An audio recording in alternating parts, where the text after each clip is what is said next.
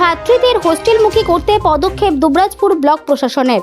দুবরাজপুর ব্লকের যশপুর গ্রাম পঞ্চায়েতের অন্তর্গত যশপুর উচ্চ বিদ্যালয়ের কেজিবিভি হোস্টেল আজ দুপুরে পরিদর্শন করলেন দুবরাজপুরের বিডিও রাজা আদক, দুবরাজপুর থানার ওসি আফরোজ হোসেন, দুবরাজপুর পঞ্চায়েত সমিতির সভাপতি বুদ্ধদেব হেমব্রম, দুবরাজপুর দক্ষিণ চক্রের এসআই সৌরিশ চ্যাটার্জি সহ আরও অনেকেই। ছাত্রীদের এই হোস্টেলের সংখ্যা ৭৫, তবে বর্তমান ছাত্রী রয়েছে ১৫ জন।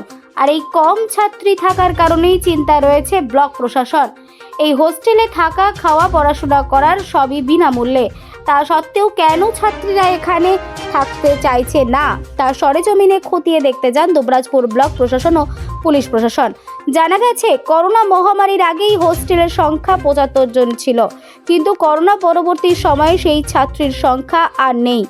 এত সুরক্ষা সত্ত্বেও কেন ছাত্রীর সংখ্যা কম তা নিয়ে শুরু হয়েছে চুলচেরা বিশ্লেষণ। এদিন জেলা প্রশাসনের নির্দেশে দুবরাজপুর ব্লক প্রশাসন, পুলিশ প্রশাসন, স্বাস্থ্য দপ্তর, দুবরাজপুর পঞ্চায়েত সমিতির সভাপতি, কর্মাধ্যক্ষরা সহ শিক্ষকদের নিয়ে একটি মিটিং করা হয়। তারপর ওই হাই স্কুলের পাশে থাকা ছাত্রীদের হোস্টেল পরিদর্শন করেন প্রত্যেকেই। ছাত্রীদের সঙ্গে তাদের বিভিন্ন সুবিধা অসুবিধার কথাও বলেন দুবরাজপুর বিডিও এবং দুবরাজপুর থানার ওসি।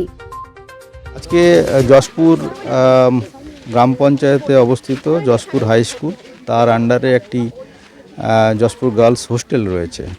ওই কস্তুরবা বাই যে গার্লস হোস্টেল হয় সেগুলো আছে। এখানে ৭৫ জন ছাত্রী থাকতে পারবে, এরকম একটা আবাসিক হোস্টেল। জেলার নির্দেশেই এখানে একটা মিটিং আমরা আয়োজন করেছিলাম। এখানে থানার ওসি সাহেব ছিলেন, আমাদের গ্রাম পঞ্চায়েতের প্রধান ছিলেন, স্কুলের টিআইসি ছিলেন, আমাদের এডিপিও ম্যাডামও ছিলেন, আমাদের আমাদের নারী শিশু কর্মাধ্যক্ষ ম্যাডামও ছিলেন, আমাদের সভাপতি সাহেব ছিলেন, ব্লকের শিক্ষা সম্প্রসারণ আধিকারিকও ছিলেন, এই হোস্টেলের ওয়ার্ডেনও ছিলেন।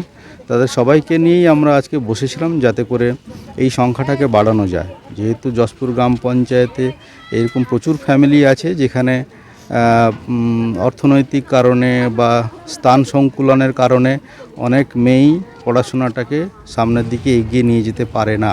সেক্ষেত্রে সরকারি ব্যবস্থাপনায় এত সুন্দর একটা পরিকাঠামো রয়েছে, যেখানে সুরক্ষা রয়েছে, যেখানে কমন মিনিমাম ফেসিলিটিসগুলো রয়েছে, টিচার রয়েছেন, যারা সমবয়সী মেয়েরাও রয়েছে।